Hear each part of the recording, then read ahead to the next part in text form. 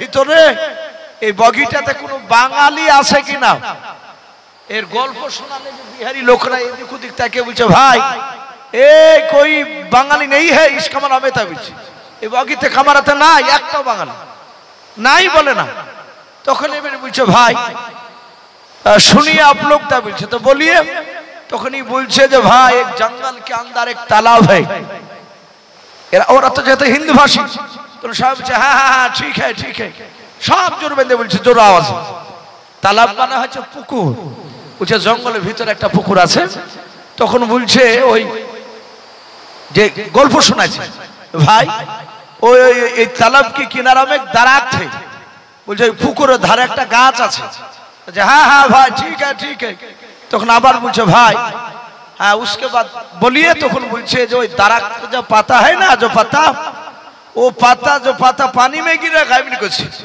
तो जो पत्ता दरख्त का पत्ता पानी में गिरेगा उस पत्ता से कुमीर बन जाएगा और जो पत्ता मिट्टी में गिरेगा उस पत्ता से शेर बन जाएगा तो हाँ हाँ हाँ ठीक है बहुत बढ़िया बात है कुछ खूब बड़ो कथा बोलছে ও বুঝাতে চাইছে যে পাতা যদি পড়ে যায় পানিতে তো কুমির হয় ওই গাছের পাতা থেকে আর ওই পাতা আবার মাটিতে পড়লে বাদ হয়ে যায় তখন একটা বাঙালি ছোট লোক সে চুপচাপ বসে বসে শোনার পর বলছে হযরত एक सवाल पूछूंगा आपको বলছে আপনাকে একটা প্রশ্ন করব তখন বলছে पूछिए বলছে বলো তো বলছে आप तो बता चुके हैं जो पत्ता पानी में गिरेगा उस पत्ता से कुमीर बन जाएगा और जो पत्ता मिट्टी में गिरेगा उस पत्ता से शेर बन जाएगा मैं मान लिया लेकिन भाई मेरा सवाल का जवाब दीजिए ये एक ही पत्ता आधा पानी में गिरेगा और आधा मिट्टी में गिरेगा उस पत्ता से क्या बनेगा उन्हीं बोलते চাইছেন যে একটা পাতা পানিতে আর আধখান পড়েছে মাটিতে আচ্ছা বলেন ওরকম অনেক সময় দেখা যায় না পাতা কিছুটা ভিজে থাকে আর কিছুটা উপরে থাকে ওই পাতা থেকে কি হয় তখন বলছে पहली तो बात सुखा যে इस कमरा में कोई বাঙালি है কিনা মানে বলছে যে আমি প্রথমেই বলেছিলাম যে দেখো বাঙালি আছে কিনা যদি বাঙালি থাকতো তাহলে ওকে তার গল্প বলতো না বন্ধ করে থাকতো তো ইউসুফের ভাই সে জানে যে ইউসুফের ভাই বনিয়ামিন থাকলে বলা যাবে না ইউসুফ খুব চালাক তার ছোটতে বুদ্ধি তার মেধা গোটা এলাকার মানুষরা তার প্রশংসা করত বলুন আলহামদুলিল্লাহ প্রতিটা মিশরের কেনারের লোকেরা কেনাল শহরের প্রতিটা মানুষ সবাই ইউসুফের পাগল সবাই ইউসুফের প্রশংসা করত এতে ইউসুফের ভাইদের বাপজি আপনার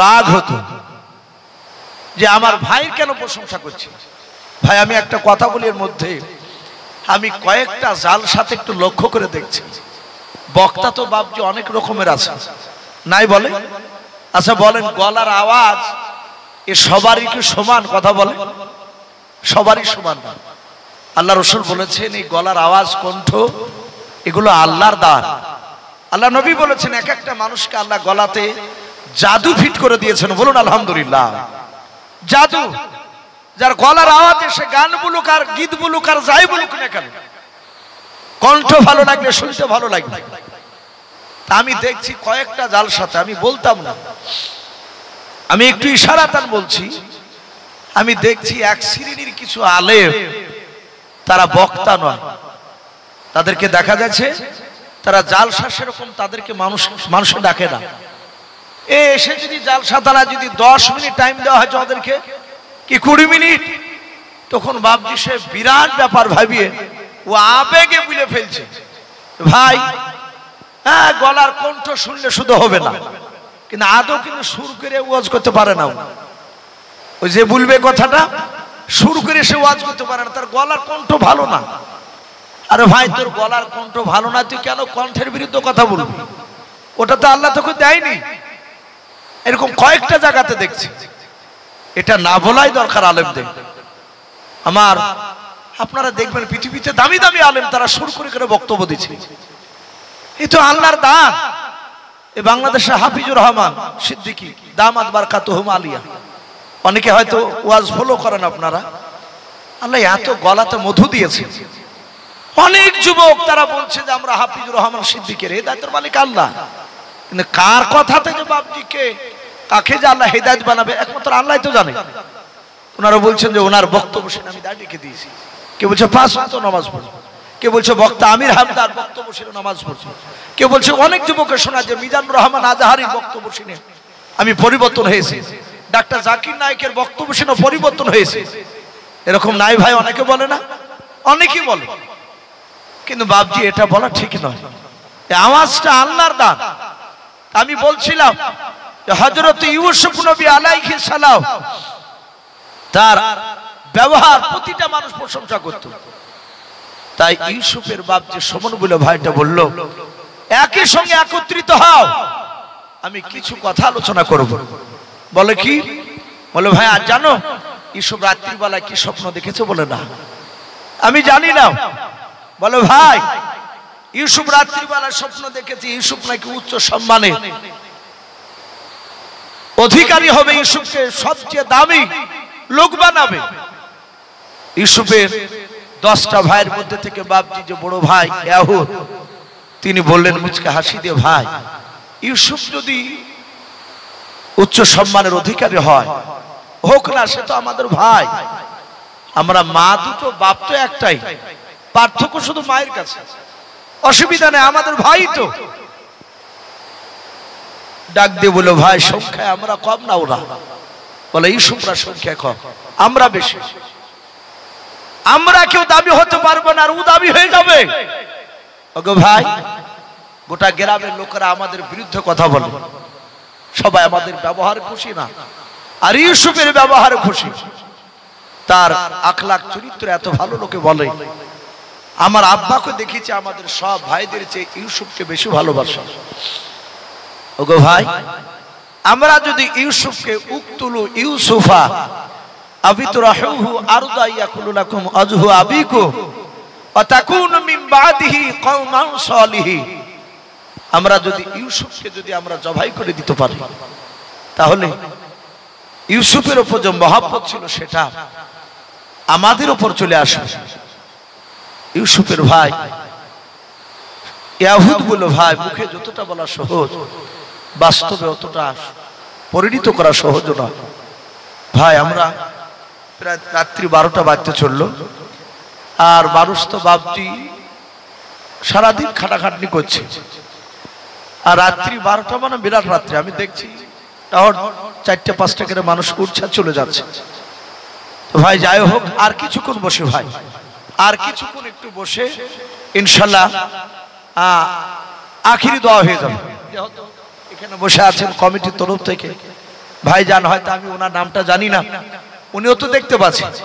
মানুষ যদি 2-4জন করে ভাবে উঠতে উঠতে চলেই যায়, তাহলে 2-4টা লোক নিয়ে বাপজি 10টা লোক নিয়ে কথা বলতে ভালো লাগবে না, আর যারা বসে থাকবে তাদেরও শুনতে ভালো লাগবে না। যারা থাকবে বসে তারা ভাববে এ কখন দোয়া করবে, দোয়া করলেই তো চলে যাবে।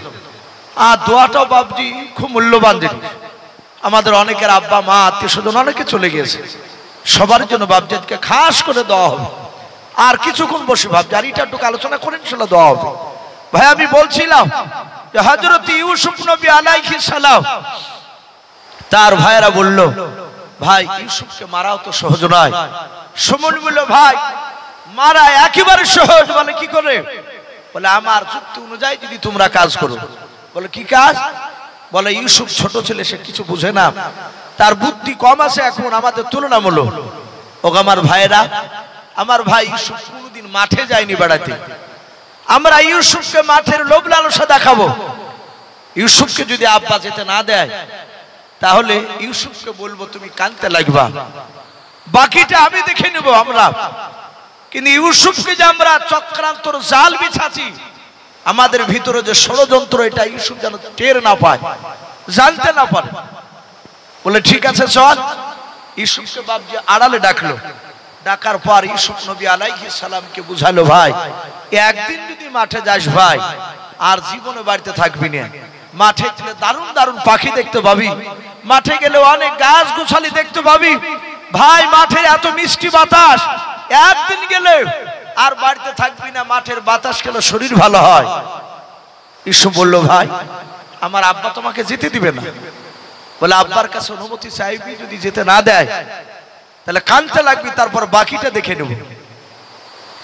ইউসুফ নবী আলাইহিস সালাম তিনি জানেন না ইউসুফের ভাইরাও তারা বাবা চক্রান্তর বাপ যে জাল বেছে দিয়েছে আমার ইউসুফ নবী আলাইহিস সালাম তার ভাইদেরকে বাপ যে ডাক দিয়ে নাই ওনার আব্বা ইয়াকুব নবী আলাইহিস সালামকে গিয়ে বলেছিলেন আব্বা আমি আজকে ভাইদের সঙ্গে মাঠে ছাগল চড়াতে যাব ইয়াকুব নবী আলাইহিস সালাম ডাক দিয়ে বলেছিল বাবা তুমি মাঠে যেও না ছাগল চড়াতে তোমাকে ছোট থেকে আজ পর্যন্ত যেতে দেইনি তোমার ভাইরা ছাগল নিয়ে যায় তোমার যাওয়ার দরকার নাই ইউসুফ নবী বলেন আব্বা আপনি আমাকে পাঠিয়ে দেন বলেন না বাবা তুমি মাঠে যেও না তোমাকে একটি বালা চোখের আড়াল করে আমি থাকতে পারবো না ইউসুফ গো আমি তোমাকে সব ছেলে চেয়ে বেশি ভালোবাসি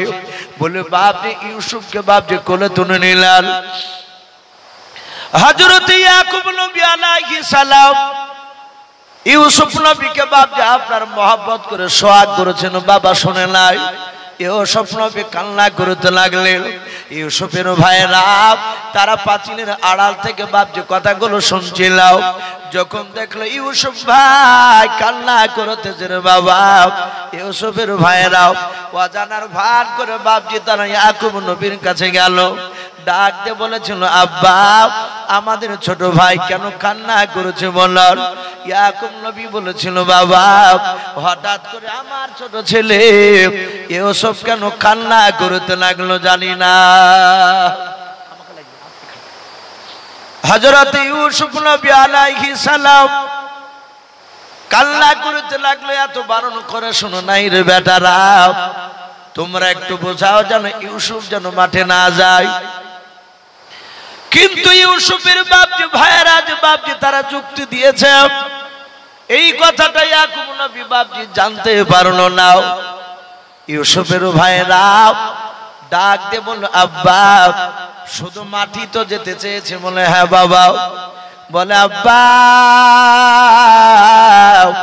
কোনদিন মাঠে যাই না আজকে অনুমতি দাও আমরা 10টা ভাই ইউসুফকে নিয়ে যাব আব্বা চিন্তা করবেন না মাঠ ঘুরে নিয়ে এসে আমার ভাই মহব্বতের কলিজা টুকরা ছোট ভাইকে আবার আপনার কাছে নিয়ে এসে রেখে যাব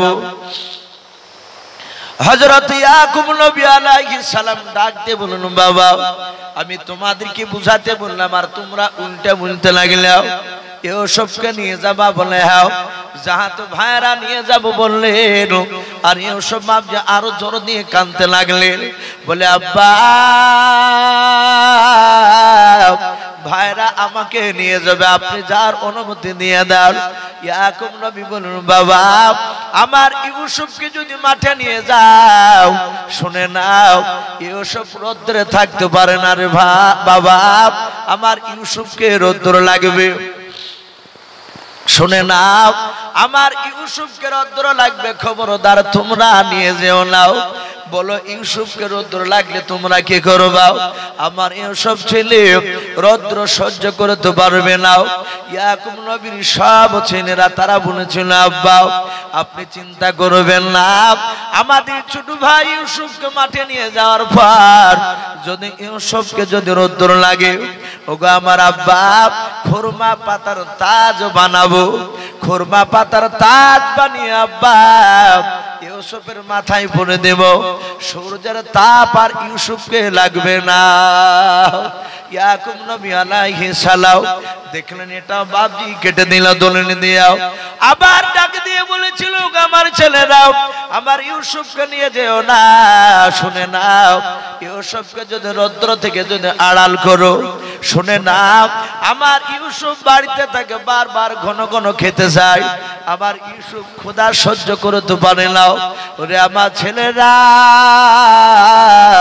মাঠে ইউসুফকে ক্ষুধা লাগলে বলো ছেলে তোমরা আমার ইউসুফকে কি খেতে দেবা বলো ইউসুফের ভাইরা তারা ডাক দিয়ে বলেছিল আব্বা আমার ভাই ইউসুফকে যদি ক্ষুধা লাগে আপনি চিন্তা করবেন না আমাদের কাছে দুম্বা থাকে উট থাকে বলে হ্যাঁ দুম্বার ওট দহন করে গো আব্বা আমার ছোট ভাই ইউসুফকে পান করাবো। ইয়াকুব নবী দেখলেন না, এ যাই বলছি তাই বাপজি কথার বিপরীত ওরা কথা খাড়া করছে, আসলে তো ওরা নিয়ে যাবে কৌশল করে। হযরত ইয়াকুব নবী আলাইহিস সালাম এই দুটো কথা বলার পরে মেরা হাত ওখানা জোর করে ধরে বললেন, ওরে আমার ছেলেরা, ক্বালা ইন্নী লা ইয়াহজুনুনি আও তাযহাবু বিহি ওয়া খাফু আন ইয়াকুলাহু যিবু ওয়া আনতুম আনহু গাফিলুন। ইউসুফ নবী আলাইহিস সালামের আব্বা ডাক দিয়ে বলেছেন, ও আমার ছেলেরা, আমার ভয় হতেছে, ওয়া খাফু আন ইয়াকুলাহু যিবু ওয়া আনতুম আনহু গাফিলুন। ও আমার ছেলেরা, ইউসুফকে যদি তোমরা নিয়ে যাও, হয়তো তোমরা 10টা ভয়রানির প্রতিযোগিতা নাম দিবা, খেলাধুলাতে তোমরা হয়তো মুক্ত হয়ে থাকবার বাবা, আর ওই সময় জঙ্গল থেকে নেকড়া বাঘ এসে আমার ইউসুফকে খেয়ে নেবে। আয়াকুলাহু যিবু, আকালা ইয়াকুলু মানে হচ্ছে খাওয়া, আরবিতে খাওয়াকে আকালা বলা হয়। আর জীবন শব্দের অর্থ হচ্ছে বাপজি নেকড়ে বাঘ, খুব শক্তিশালী রাগিল বাঘ।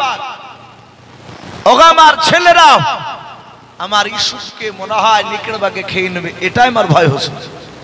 অখাফ সাথে সাথে ইয়াকুব নবী আলাইহিস সালাম তার বাপজি আপনার বলা হয়েছে, ছেলেরা ডাক দিয়ে বলেছিল ওই সময়, ক্বালু তারা সবাই মিলে বলেছিল, লাইন আকালাহু যিবু, ওগো আব্বাজান, যদি আমাদের ছোট ভাই ইউসুফকে যদি নেকড়ে বাঘে খেয়ে নেয়, ওয়া নাহানু উসবাতুন ইন্না ইযান লা খাসিরুন, আব্বা আমরা সকলেই ক্ষতিগ্রস্তের মধ্যে পড়ে যাব, আমরা সবাই নুকসানের মধ্যে পড়ে যাব। আব্বা চিন্তা করবেন না, আমরা 10টা ভাই 10টা লাঠি নিয়ে দাঁড়িয়ে থাকলে জঙ্গলের একটা বাঘ কেন 10টা বাঘ এসে আমাদের কাছ থেকে ছোট ভাইকে কেড়ে নিতে পারবেন। ওগো আব্বাজান, আপনি অনুমতি দেন। ইয়াকুব নবী দেখলেন আর দলিল খাড়া করা যাচ্ছে না, যেটাই বললাম সেটাই ওরা কাটিয়ে দিয়েছে, আর বিপরীত কথা তারা ফিট করেছে। লাস্টে বলল, বাবা নিয়ে যা, কিন্তু আবার ছেলে ইউসুফকে লক্ষ্য রাখবে। শুধু হুকুমটা দিয়ে দিয়েছেন বাবা, ইয়াকুব নবী আলাইহিস সালামের বড় ছেলে ইয়াহুদ ইউসুফকে তুলে নিলাও, তুলে নিয়ে বাড়ির ভিতরে বাপজি দরজা দিয়ে বেরোনোর সময় আমার ইউসুফ নবী আলাইহিস সালামকে জোরে জোরে গালে মুখে বাপজি চুমা দিলাও। এত স্নেহ করতে লাগলো, মহব্বত দেখাতে লাগলো। হযরত ইয়াহুদের কাছ থেকে বাপজি রাস্তা দিয়ে যেতে যেতে 10টা ভাই বাপজি একে একে কাড়াকাড়ি শুরু করে দিলাও। সবাই নাই, আর বাপজি ইউসুফকে চুমা দেয়, মহব্বত করে, কোলে নিয়ে যায়, তাকে হেঁটে হেঁটে বাপজি যেতে দেয় নাও। ইয়াকুব নবী আলাইহিস সালাম ঘরের দরজা থেকে বাপজি মাঠে রাস্তার দিকে চেয়ে থাকলেন। ইউসুফকে যত দূর নজর পড়া গেল দেখতে পাওয়া গেল ইউসুফের ভাইরা এইভাবে বাপজি পেছন দিকে ঘুরে যত দূর দেখতে পেল ইয়াকুব নবী আলাইহিস সালামকে যেতে যেতে অত দূর পর্যন্ত তারা চুমা দিতে দিতে নিয়ে যাচ্ছিল। ইয়াকুব নবী আলাইহিস সালাম জানে নাও ওই চুমার ভিতরে ভয়ঙ্কর বাপজি ষড়যন্ত্র লুকিয়ে আছে। ইউসুফের আব্বা ইয়াকুব নবী বাপজি জানেন নাও ইউসুফ নবী আলাইহিস সালাম ডাক দিয়ে নাই বাবা ইয়াকুব নবী আলাইহিস সালাম মনে মনে চিন্তা করলেন, আল্লাহ আমার 10টা ছেলে যেভাবে আমার ইউসুফকে ভালোবাসছে, আমার মনে হয় জঙ্গলের 100টা বাঘ এসে আমার ইউসুফের ক্ষতি করতে পারবে না, ইউসুফকে খেতে পারবে না। ইউসুফ নবী আলাইহিস সালাম যখনই বাপজি ইয়াকুবের নবীর চোখের আড়াল হয়ে গেল, হযরত ইয়াকুব নবী আর দেখতে পেলেন না। জঙ্গলে তারা বাপজি প্রবেশ করল, গভীর জঙ্গলে বাপজি চলে গেল। ইউসুফ নবী আলাইহিস সালামের ভাই সুমন বিন ভাইটা ইউসুফকে বাপজি কোলে নিয়ে নিল, আর সুমন ভাইটা তার চক্রান্ততে বাপজি ইউসুফের অন্য ভাইয়েরা রাজি হয়েছিল। ইউসুফের সুমন বিন ভাই ফাঁকা জায়গায় জঙ্গলের ভেতরে বাবা দাঁড়িয়ে গিয়ে বলল, বড় ভাই তোমরা কি ভুলে গেছো আমরা কি কারণে ছোট ভাইকে নিয়ে এসেছি? ইউসুফ বলেছিল, ভাই সুমন কি ব্যাপার, হঠাৎ করে কেন এই কথা কেন তোমরা বলছো? বলো। সবারই চোখগুলো বাপজি মোটা মোটা হয়ে গেল। হযরত ইউসুফের বাপজি আপনার ভাইয়ের চেহারার দিকে বাপজি সুমনের দিকে বাপজি তাকানো যায় না রে বাবা। মানুষকে যখন জবাই করব, গুলি করব কিংবা মেরে ফেলবো বলে যখন ইরাদা নিয়ে নেয়, একেবারে বাপজি মারার জায়গায় যখন পৌঁছে যায়, যে ব্যক্তির মারতে যায় ওই ব্যক্তিদের বাপজি চেহারার ফিগার কিন্তু আলাদা হয়ে যায় না, ভয়ঙ্কর চেহারা হয়ে যায়। ইউসুফ নবী আলাইহিস সালাম ভাইদের দিকে তাকে দেখলেন, ভাইদের মন মানসিকতা বাপজি ভালো নয়।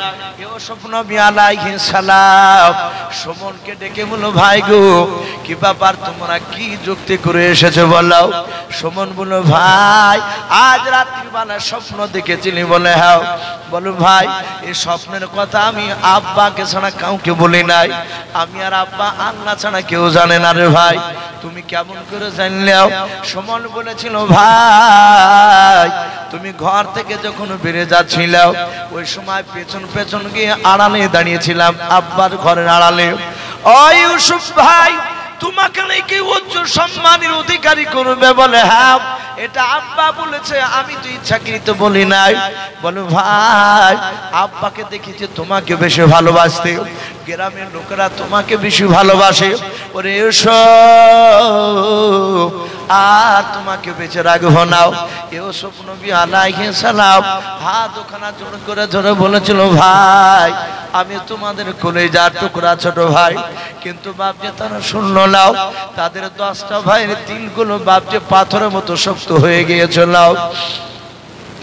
দিল বাপজি নরম হলো না। ইউসুফের বাপজি সুমন বলে ভাইটা ইউসুফের পা দোখানা ধরে বাপজি জমিনে ছুড়ে ফেলে দিল। ইউসুফ মাথা ছিলেন ইউসুফ নবী আলাইহিস সালাম বাবা জমিনে পড়ে গিয়া দাঁড়াস করে পড়ে গিয়ে বাপজি কাঁদতে শুরু করলেন, আল্লাহ তুমি আমাকে বাঁচিয়ে নাও, আমার আব্বা জানতে পারে নাই আমাকে যে তুলে মাটিতে ফেলে দিয়েছে। ইউসুফ মুখে হাত দিয়ে দেখেন বাবা মুখ দিয়ে রক্ত বেরোয়, মাথাটা ফেটে গিয়েছে, ইউসুফের পায়ে হাতে লেগেছে। ইউসুফ নবী ব্যথায় কাতর হয়ে কান্না করেছে। হযরত ইউসুফের ভাইরা বাবা 10টা ভাই ইউসুফকে বাপজি ফেলে দিয়ে তারা সোজা আরো গভীর জঙ্গলের দিকে বাপজি দৌড়ে চলে গেল। ইউসুফ নবী আলাইহিস সালাম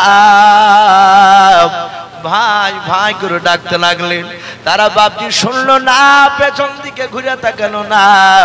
ইউসুফের ভাইয়েরাও তারা বাপজি গভীর জঙ্গলে তারা অদৃশ্য হয়ে গেল, আড়াল হয়ে গেল ইউসুফের।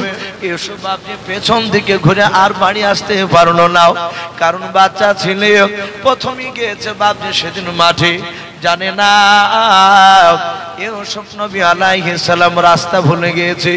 ইউসুফ জ্ঞানী গুণী বাপজি ছিল, ওই সময় চিন্তা করলেন, আল্লাহ এখান থেকে আর পালানো যাবে না, আমি এখানে দাঁড়িয়ে থাকবো, আমার ভাইয়েরা জঙ্গল থেকে নিশ্চয় বেরিয়ে আসবে, আবার আসার পর আমাকে তারা নিয়ে যাবে আব্বার কাছে। হযরত ইউসুফের বাপজি ভাইদেরকে দেখলেন ইউসুফ নবী, তারা কিছুক্ষণ পর জঙ্গলের ভিতর থেকে বাবা তারা বেরিয়ে আসলো। তাদের প্রতিটা ভাইদের হাতে বাপজি কাটাওয়ালা ডাল ছিল, 10টা বাবজি গাছের ডাল তারা বাবজি ভেঙে নিয়ে এসেছে, আঙুল সমান সমান বাবজি কাটা ছিল। তফসিরে এসেছে কেউ বলেছেন বাবজি বেউচির কাটাও, আবার কেউ বলেছেন বাবজি বেলের মতো কাটাও, আঙুলের সমান সমান কাটা বাবা। গোটা ডালটাতে বাবজি আপনার চাহানো ছিল, কাটাওয়ালা ডাল নিয়ে সেই সবকে ঘেরাও করে নিয়ে দাঁড়িয়ে গেল। ইউসুফ বলে ভাই আমাকে ফেলে দিয়ে এবার তোমরা কাটাওয়ালা ডাল কেন নিয়ে আসলে বলো? সুমন বলে ভাই রে, এই কাটাওয়ালা ডাল দিয়ে তোকে মারতে মারতে দুনিয়ার বুক থেকে হত্যা করে দেব, শেষ করে দেব, আর পৃথিবীর বুকে তোকে বেঁচে রাখবো না। দেখে আমাদের আল্লাহ কেমন করে তোকে উচ্চ সম্মানের অধিকারী করে। আমরা কি হতে পারবো না? আর তুই কি কি রহস্য এটা দেখে। কিন্তু সুমন বলেছিল ভাই, সুমন বাপকে ডাক দিয়ে বলেছিল ভাই এদের মধ্যে থেকে যদি একে মারা যায়, আমাদের ভাইদের মধ্যে থেকে নিশ্চয় কিছু হতে পারি আমরা। এটা শয়তানের বাপ যে তাদেরকে লোভ দেখিয়ে দিয়েছিল। ইউসুফের ভাইয়েরাও কাটাওয়ালা ডাল দিয়ে বাপ যে মারতে লাগলো। ইউসুফের নুরানি চেহারা, নুরানি বদন বাবা, কাটাগুলো ঢুকে গেল। ইউসুফ বাপ যে কান্না করতে লাগলো। তার বাবা কপালে বাপ যে মুখে পায়ে বাপ যে মারতে লাগলো। ইউসুফ নবী রক্তাক্ত শরীর নিয়ে ওই ময়দানে জঙ্গলে বাপ যে গড়াগড়ি করে। ইউসুফ তাকে দেখলেন ভাইয়েরাও 9টা ভাই মারতেছে, আর বড় ভাই ইউসুফ নয়, সুমন নয়, ইয়াহুদ বুলা যে ভাইটা না, ওই ভাইটা কাটাওয়ালা ডাল নিয়ে দাঁড়িয়ে দাঁড়িয়ে দেখতেছিল। শুধু বড় ভাই বাড়ে, সব ভাই বাড়ছে। হযরত ইউসুফ ডাক দিয়ে বলেছিল ভাই আমি তোমাদের 10টা ভাইয়ের মধ্যে শুনে না ছোট ভাই, ভাই গো তোমাদেরকে ভালোবাসে, তোমরা আমাকে ভালোবাসো। ওগো ভাই দয়া করে অনুরোধ করে বলে তোমরা আমাকে আর মারো না, আমি সহ্য করতে পারি নাই। ইউসুফের ভাইয়েরাও কেউ ভাবছে আপনারা দয়া করুন না। ইউসুফ হামাগুড়ি দিয়ে যেতে যেতে যেতে যেতে যেতে গিয়াও তার বড় ভাই ইয়াহুদের পা দুখানা জোরে ধরে বলেছিল বড় ভাই সবাই মারছে তুমি মারো নাই। ওগো ভাই এরা আমার কথা কেউ শুনছে নাও। বড় ভাই তোমরা এক মায়ের তোমরা 10টা ভাই গো, তুমি বারণ করলে ও ভাইরা আর মারবে না। ওগো ভাই আমি তো কোনো অপরাধ অন্যায় করে নাই, শুধু একটাই অপরাধ, স্বপ্নের কথাটা আব্বার কাছে বলাও। ভাই গো আমাকে জিন্দা নিয়ে বাড়ি চলো, আমি আব্বার কাছে গিয়ে বলবো আব্বা আপনি আল্লাহর কাছে দোয়া করুন আমার নামটা কেটে দিয়ে তোমাদের যে কোনো একটা ভাইকে যেন উচ্চ সম্মানের অধিকারী করে, এই দোয়া করবো আমি আব্বার কাছে গিয়ে। ভাই তুমি আমাকে আর মেরো না, তোমার ভাইদেরকে মারতে বারণ করে আমি সহ্য করতে পারি না। ইউসুফের বড় ভাই মনে মনে চিন্তা করলো আল্লাহ আমার ছোট ভাই ইউসুফকে যদি আমরা এভাবে মারতে মারতে যদি হত্যা করে দিই, শেষ করে দিই, তাহলে আমরা সকলেই হত্যাকারী হয়ে যাব। আর প্রতিটা নবী বলেছেন বাবা অন্যায় করে কোনো মানুষকে যদি আপনি জবাই করে দেন, মেরে দেন, ও বাপজি ভাইয়েরাও আল্লাহর নবী বললেন যেই ব্যক্তিকে মেরে ফেলবেন ওই ব্যক্তি যদি বাপজি মৃত্যু হয়ে যায় আল্লাহ ইচ্ছা করলে তাকে মাফ করে দিতে পারে, কিন্তু যারা অন্যায় করে মারবে তারা হবে হত্যাকারী বাবা, তারা মৃত্যুর পর জাহান্নামে যাবে, তাদেরকে আল্লাহ মাফ করবে না। হযরত ইউসুফের বাপজি ভাই বড় ভাই ডাক দিয়ে বলল ভাই ক্বালা কাইলুম মিনহুম লা তাকতুলু ইউসুফা, তার ভাইদের মধ্যে থেকে ভাই বড় ভাই বলেছিল ইয়াহুদ লা তাকতুলু ইউসুফা, ও আমার ভাইরাও আমার ইউসুফ ভাইকে জবাই করো না, কতল করো না, মেরে দিও না। লা তাকতুলু ইউসুফা ওয়ালকুহু ফি গায়াবাতিল জুব্বি, ইয়াহুদ বলেছিল আমার ভাইরাও শুনে নাও এই জঙ্গলে দেখো কোথাও ইদারা দেখতে পাওয়া যায় কিনাও। ইদারাকে বাবজি আরবিতে বাবজি জুব্বুন বলা হয়। ওয়ালকুহু ফি গায়াবাতিল জুব্বি, যদি আমরা ইদারা দেখতে পাই, ওয়ালকুহু আমাদের ভাই ইউসুফকে ইদারায় ফেলে দেব, ওয়ালকুহু ফি গায়াবাতিল জুব্বি ওয়ালতাকিতুহু বাযু সাইয়ারাতি ইন কুনতুম ফাইলিন। ইয়াহুদ বলেছিল ভাই শুনে নাও, আমাদের উদ্দেশ্য আব্বা ইয়াকুব নবীর কাছ থেকে চোখের আড়াল করে দেওয়া, এটা আমাদের মূল উদ্দেশ্য। ও ভাইরা, আমরা ইউসুফকে ইদারায় ফেলে দিও, শুনে নাও আমার আব্বার কথার মধ্যে আমরা একটা মিথ্যা কথা পেয়েছি, ওখানে মিথ্যা কথাটা বের করে নিয়ে আব্বার কাছে গিয়ে ফিট করবো, আব্বা আমাদেরকে হত্যাকারী ধরতে পারবে না। ও ভাইয়েরাও, ইউসুফকে বেরো নাও। তারা বলল ভাই এমন কি মিথ্যা কথা পেয়েছো বলো। বলে আব্বা বলেছিল ক্বালা ইন্নী লা ইয়াহজুনুনি আন তাযহাবু বিহি ওয়া খাফু ইয়াকুলুহু যিবু আয়াকুলুহু যিবু ওয়া আনতুম আনহু গাফিলুন। ও আমার ভাইয়েরাও, আমার আব্বা বলেছিল আমার ভয় হতেছে ইউসুফকে নেকড়া বাগে খেয়ে নেবে।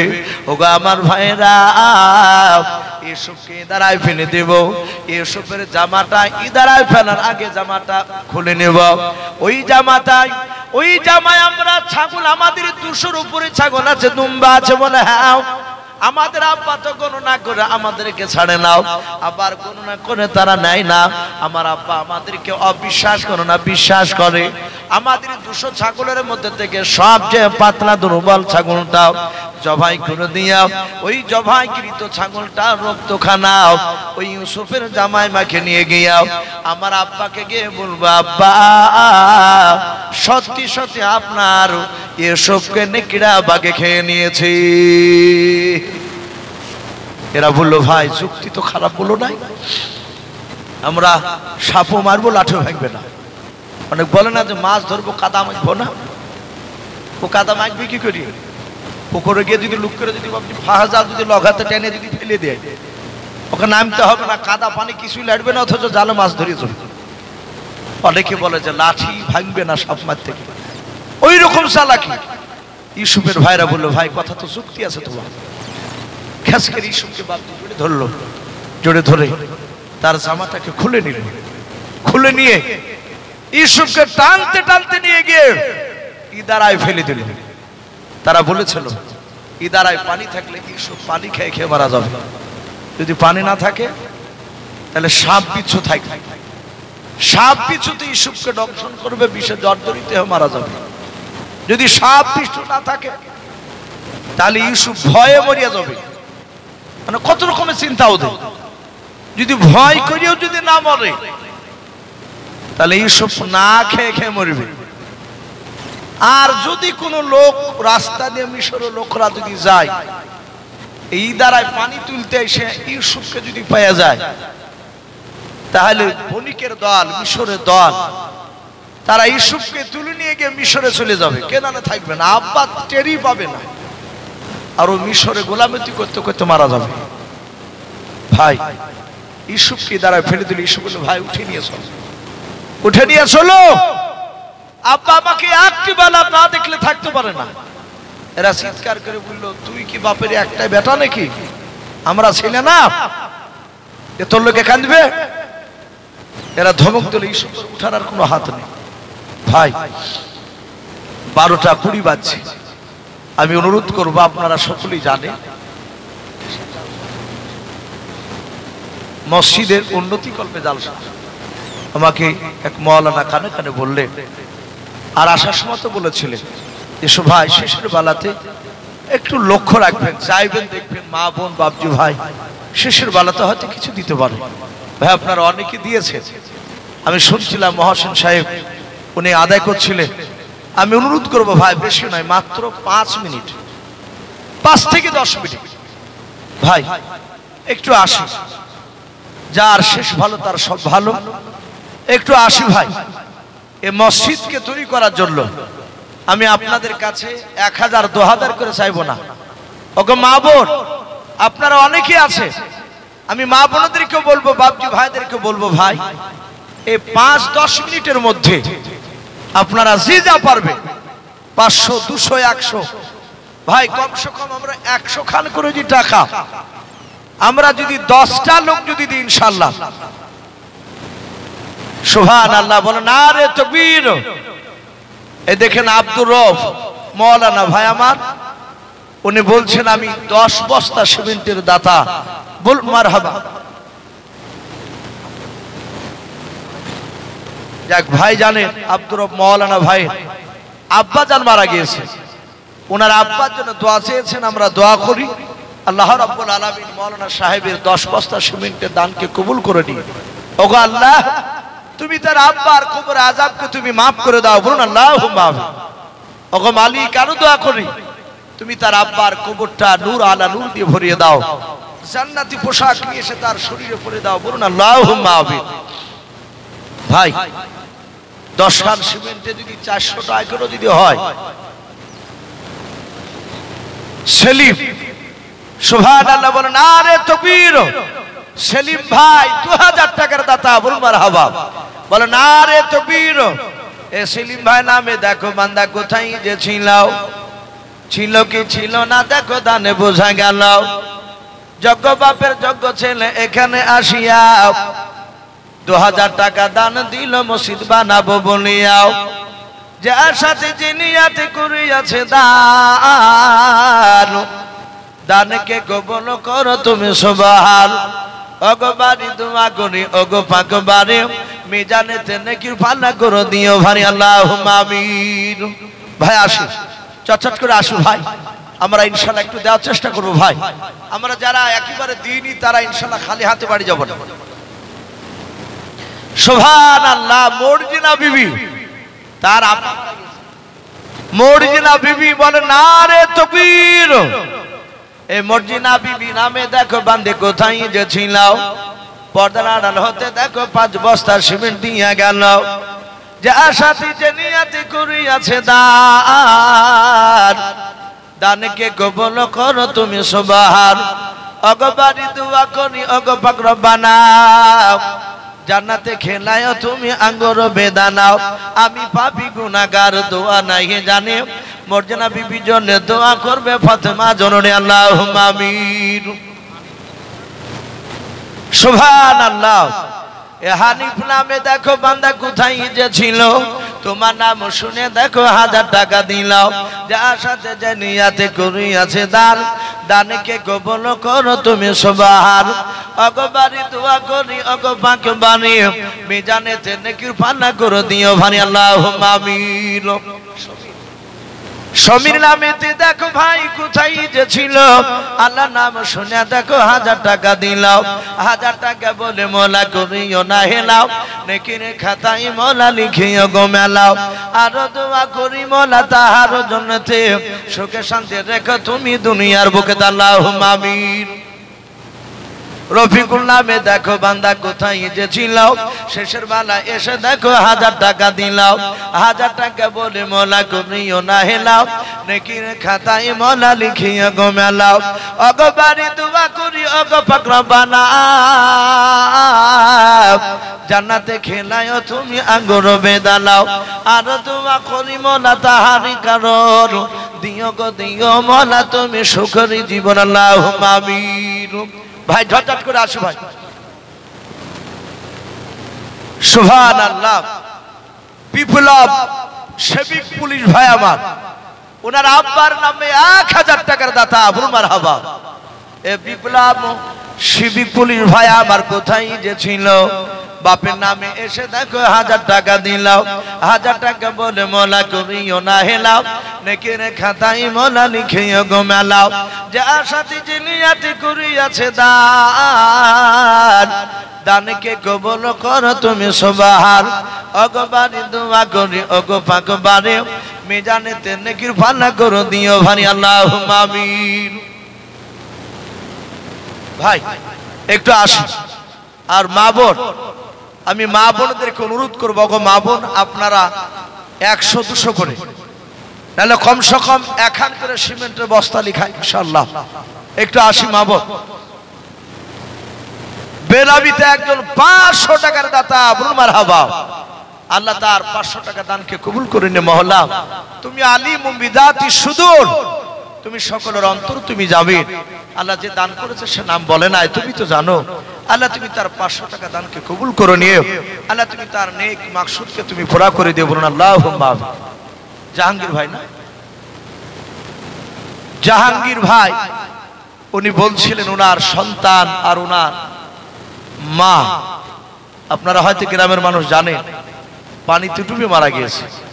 রাসূল বলেছেন পানিতে ডুবে মরে গেলে শহীদের সব পায়। যে বাচ্চা ছেলে যাদের মরেছে তারা জানে যে কত কষ্ট, কিন্তু উপায় নেই। একটা ফুটফুটে ছেলে হাঁটা ছেলে যদি দুনিয়ার মুখ থেকে চলে যায় খুবই কষ্ট হয়, কিন্তু উপায় থাকে না, ধৈর্য ধরতে বাধ্য হতে হয়, উপায় নেই। আর আল্লাহ সবুর দেন।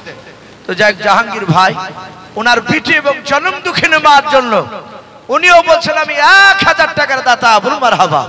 আয় আল্লাহ তুমি জাহাঙ্গীর ভাই কলিজার টুকরা মাসুম বাচ্চা বিটি কবরের আযাব তো আশা করি হয় নাই, কিন্তু তবু দোয়া করি তার কবরের আযাব তুমি মাফ করে দিও যদি হয়। আল্লাহ তার জনম দুঃখিনী মার কবর আযাবকে তুমি মাফ করে দিও। আল্লাহ তার বিটির এবং তার মায়ের কবরটা নূর আলা নূর দিয়ে ভরে দাও, মুশকে আম্বার দিয়ে ভরে দাও, বলুন আল্লাহুম্মা আমিন।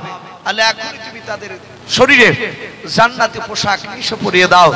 আল্লাহ তোমার বান্দারা কেউ 2000, কেউ 1000, আল্লাহ কেউ 10 বস্তা 5 বস্তা মা বোনরা এইভাবে দান করেছে মওলা। তুমি তাদের সকলের আত্মীয় স্বজন কবর আযাবকে মাফ করে দিও, সকলের শরীরে তুমি জান্নাতি পোশাক করে দিও, বলুন আল্লাহুম্মা আমিন।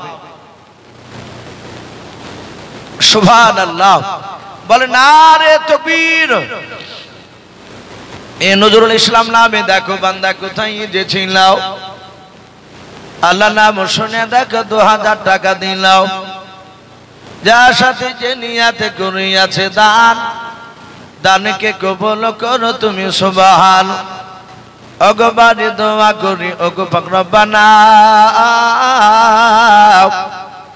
জান্নাতে খেলায়ও তুমি আঙ্গুর বেদানাও, আর দোয়া করি মওলা তাহার জন্নতে সুখে শান্তি রেখো তুমি দুনিয়ার বুকে, আল্লাহুম্মা আমিন। ও মা বোন আসি ভাই, আর কিছু আপনাদের সামনে একটু বাপজি আলোচনা করি ইনশাআল্লাহ। দোয়া মহাবুল 500 টাকার দাতা, বলুন মারহাবা। মিনারুল 500 টাকা, বলুন মারহাবা। আল্লাহ এদের দুজনার 500 দানকে 1000 কবুল করে নিয়ে আল্লাহ তুমি তাদের আত্মীয় স্বজন কবর আযাবকে মাফ করে দাও। ওগো মালিক যারা এখানে আছে আল্লাহ, যারা এখনো বাড়ি যেতে যাই নাই, মওলাই কারীম আরামের বিছানাকে ত্যাগ করে এখনো বসে আছে, তারা একটু দুয়ার জন্য বসে আছে। ওগো রব্বুল আলামিন তুমি সকলকে বিশ্ব নবীর চেহারা না দেখে মওত দিও না, বলুন আল্লাহুম্মা আমিন। আল্লাহ নবীর কবর জিয়ারত না করে আমাদের মওত দিও না, বলুন আল্লাহুম্মা আমিন। ভাই আর কেউ হবে না বাপ আপনাদের মধ্যে থেকে? জি একটা বস্তা করে সিমেন্ট ভাই, ওগো মা বোন একটু আসি, একটা বস্তা করে ভাই, বিরক্ত হবেন না, যেহেতু এটা মসজিদের আদায়, লোক তো চলে গিয়েছে। আর আপনারা বুঝতে পারছেন, সকলেই জানেন লোক না থাকলে বাপজি কথা বলতে ভালো লাগে, মানুষ যদি সামনে না থাকে তাতে গভীর রাত্রি আমাদেরকে আবার বাপজি এই ঘুমটা একটা আল্লাহর বড় নিয়ামত। অনেক মানুষ জালসা 1টা 1:30টা পর্যন্ত শুনিয়ে দিয়ে ফজর নামাজ পড়তে পারে না, তাহলে শোনার চেয়ে নামাজ ছেড়ে দেওয়া এ গুনাহ বেশি না কম? একটু কথা বল, গুনাহ আরো বেশি। তাহলে ওইদিকে বাপজি গুনাহ যদি হয় এও বাপজি আমাদেরকে জবাব দিতে হবে। আমাদের এলাকার প্রথাটা হয়ে গেছে রাত্রিবেলা জালসা, কিন্তু এগুলো বাপজি দিনের বেলায় হলে আলহামদুলিল্লাহ খুব ভালো হয়। গত কয়েকদিন আগে বাপজি শেরপুর নগরে ছিলাম, ওই এলাকায় বাপজি দিনের বেলাতে হাজার হাজার মানুষ, ওখানে প্রথা তৈরি হয়ে গেছে। ভাই আসি 200, 100, 500 শাদি ফুল 3 বস্তা সিমেন্টের দাতা, বল মারহাবা। আল্লাহ তার দানকে কবুল করুন, আল্লাহুম্মা আমিন। আচ্ছা ভাই কমিটি সবাইকে দিয়ে দিয়েছে? কমিটি ভাই জালসার কমিটি ভাই, সভাপতি, সেক্রেটারি, ক্যাশিয়ার যারা আছে ভাই আপনারা একটু বলুন, মানুষ শুনুন। আপনাদেরকে এতটাই দিতে হবে তা বলবো না আমি, কারণ অনেক জায়গায় দেখা যায় গরিব মানুষ সেক্রেটারি হয়, সভাপতি হয়, তার কাছে 10,000 টাকা চাপ করলে তো পাওয়া যাবে না। আপনাদের যেমন সাধ্যে খোলাবে, একটু দানের হাতটা একটু বাড়া, একটু আসি কমিটি ভাই, সেক্রেটারি, সভাপতি, কেশিয়ার যত আছেন কমিটির মধ্যে, যারা দেন নাই তারা ইনশাআল্লাহ একটু দানের হাত একটু বাড়া, কমসে কম 5 বস্তা সিমেন্ট লিখা ইনশাআল্লাহ। ভাই একটু আসি, মসজিদে দেখলাম আপনাদের বাথরুমের শট, ঢুকে ঢুকে দেখলাম দুইটা মনে হয় সবখানা নাকি বলা আছে, ছোট্ট জায়গা বাথরুম, মসজিদের সামনে ওই যে গর্তটুক পড়ে আছে, ওগুলো মসজিদে জায়গা না, মসজিদে জায়গা, তাহলে সামনাসামনি এদিকে অনেক কিছু করা হবে, অনেক কাজ আছে মসজিদে, প্লাস্টার বাকি আছে। তাই ভাই বালি সিমেন্ট, আচ্ছা ভাই শেষের বেলায় হরকতে বরকত হয় ভাই, অল্প পানিতে মোটা মাছ থাকে দেখতে পাওয়া যায়, পানি কম, লোকে বলে যে এখানে মাছ নাই, দুইটা একটা পুঁটি থাকতে পারে, দেখা যায় পানি ছেঁকতে গিয়ে বিরাট শোল, অল্প মানুষও বাবজি দাতা থাকে। ভাই এখানে কোনো বাবজি কোনো ভাই এক টলি বালির কেউ আদা করতে পারবে? এক টলি বালি, যেহেতু প্লাস্টার করতে বালি লাগবে, এক টলি বালি হলে গোটা মসজিদে প্লাস্টার হয়ে যাবে ইনশাল্লাহ, আরো কাজ হবে বালিতে। একটু আসি ভাই, আর এখান করে ভাই সিমেন্টের বস্তা লিখা, যদি আপনাদের সবারই হয়ে যায় ভাই, যদি দ্বিতীয়বার না পারেন তাহলে জোর করবো না, যদি না লেখা থাকে অনেকে চিন্তা করবেন আমি তো ওই মসজিদের, এই মসজিদের না, এখানে দিয়ে তো লাভ হবে না, না ভাই লাভ হবে। কিয়ামত পর্যন্ত এই মসজিদে যত লোক নামাজ পড়বে, আপনি না আসেন এখানে, অন্য মসজিদের হলে অসুবিধা নেই, আপনার আমল নামায় নেকি বাবজি যাবে কিয়ামত পর্যন্ত। তা আসু ভাই, আমরা একটা করে বস্তা সিমেন্টের নাম লেখা